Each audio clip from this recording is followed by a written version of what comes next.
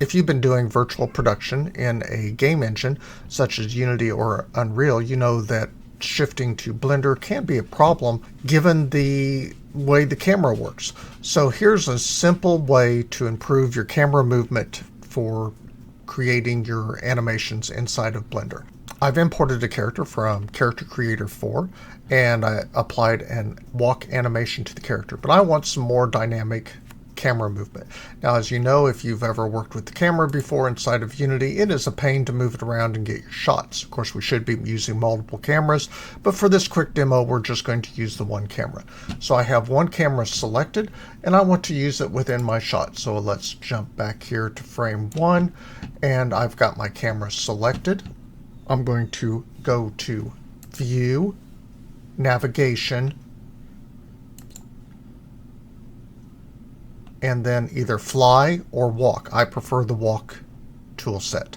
This allows you to fly in using the WASD and move your character around much more easier. So let's move the camera. I'm going to go to camera mode with my camera selected and auto keyframing turned on.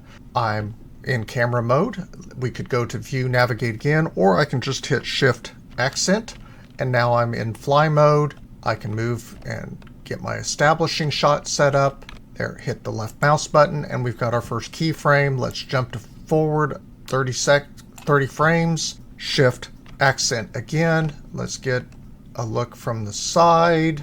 There we go. Left mouse again. And then from about, let's go 55, maybe 50. Let's shift accent again. Move back to the front.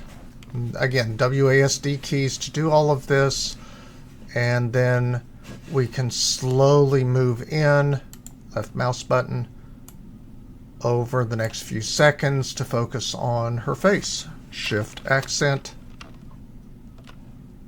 There we go.